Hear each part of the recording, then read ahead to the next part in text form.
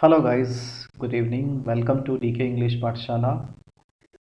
Poetic devices की इस special series में मैं आपका फिर से स्वागत करता हूं। ये आज हमारा तीसरा वीडियो है जिसमें हम पोएटिक डिवाइसेस को डिस्कस कर रहे हैं। इससे पहले दो पोएटिक डिवाइसेस के वीडियोस मैंने पहले बना दिए हैं जिनमें पांच पांच हमने पोएटिक डिवाइसेस डिस्कस किए हैं जिन्हें फिगर्स ऑफ स्पीच भी कहा जाता है। एक वीडियो में सिमिली, मेटाफर, एलिट्रेशन, रिपीटिशन और पर्सोनिफिकेशन को डिस्कस किया था और दूसरे वीडियो में पन, एंटीथेसिस, ओनमेटोपोइया, एजोनेंस और ऑक्सीमोरन को डिस्कस किया है। आज इस वीडियो में हम लोग बात करेंगे सिनेक्डॉक, एपिथेट, एपस्ट्रॉफी, मेटोनिमी और इमेजरी के बारे में बात करेंगे। इनके एग्जाम्पल्स भी साथ में दिए हुए हैं।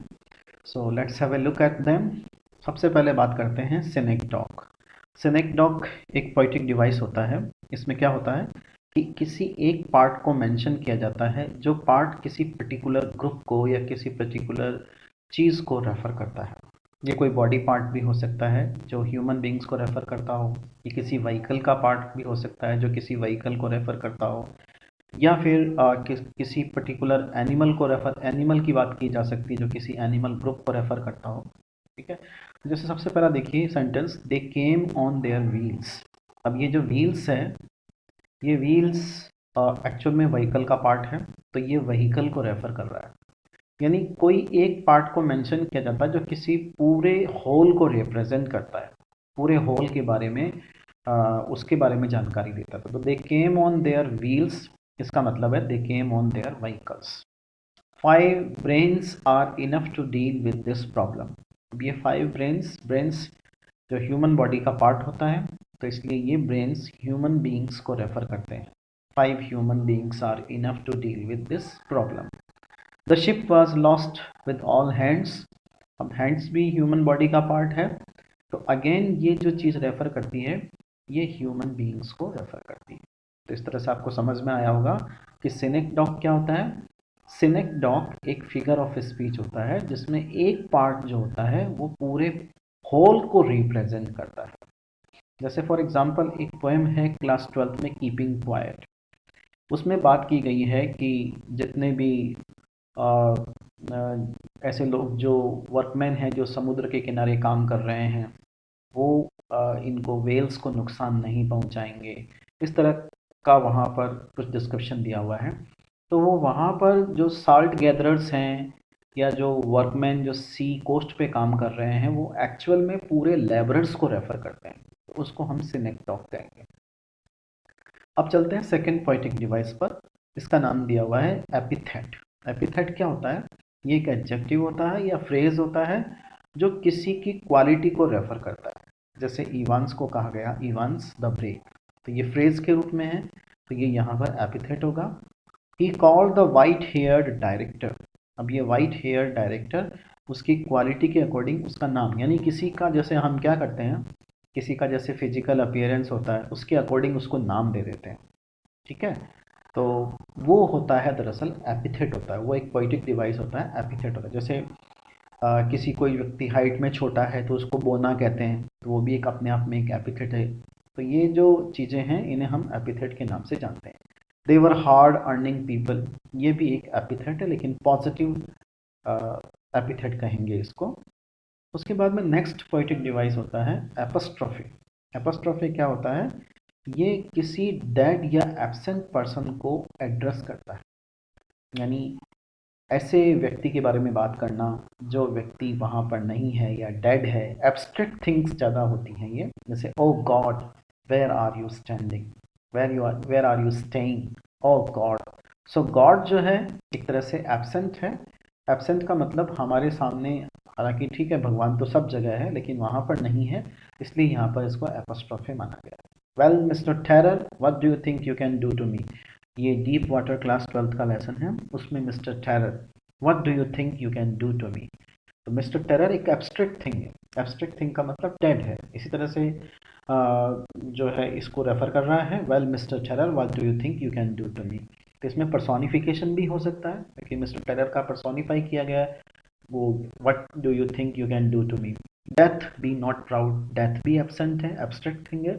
तो एब्स्ट्रैक्ट थिंग या फिर किसी डेड या एब्सेंट पर्सन को जो चीज़ रेफर करती है उसे हम एपोस्ट्रोफे कहते हैं। उसके बाद में है नेक्स्ट पोएटिक डिवाइस है मेटोनिमी। मेटोनिमी क्या होती है? मेटोनिमी में एक टर्म दूसरे के लिए दूसरे को रेफर करती है। जैसे I am reading Chetan Bhagat, तो इसका मतलब है कि मैं चेतन भगत की बुक्स पढ़ रहा हूँ।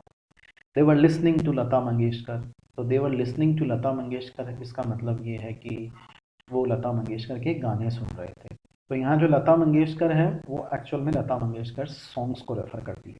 चेतन भगत है वो चेतन भगत के बुक्स को रेफर करता है। अब चलते हैं imagery. It creates a mental picture which is claimed and experienced by the poet और author. Claimed and experienced by the poet और ऑथर।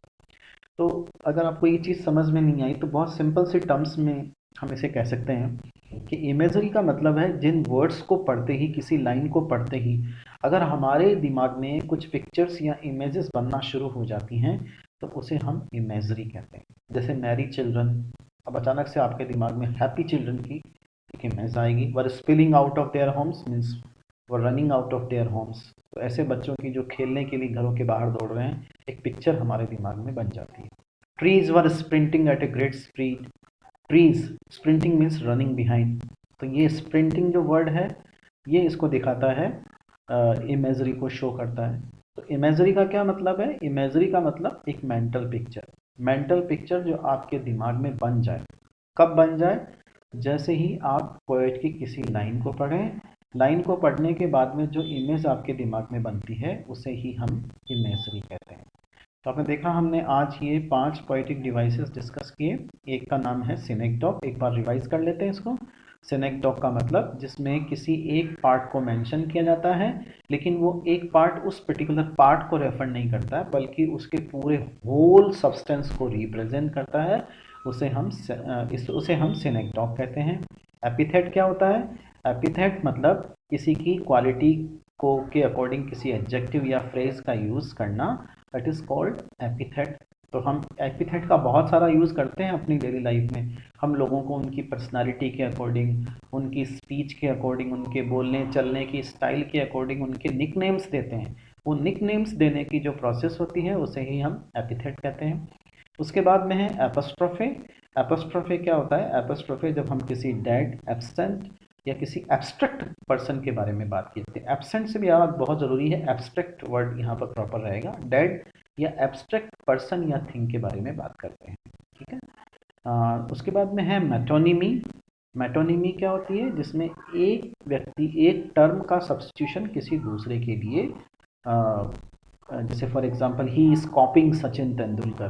तो he is copying Sachin Tendulkar means he is copying the shot style, the shot selection, the playing style of Sachin Tendulkar. तो उसमें एक term दूसरे term को refer करती है। इमेजरी, इमेजरी मीन्स जिन lines को पढ़ते ही आपके दिमाग में क्या बन जाए? इमेजेस बन जाए, पिक्चर्स बन जाए, वही इमेजरी होती है। तो thank you very much for watching. I hope I could make my point clear. Have a nice time ahead.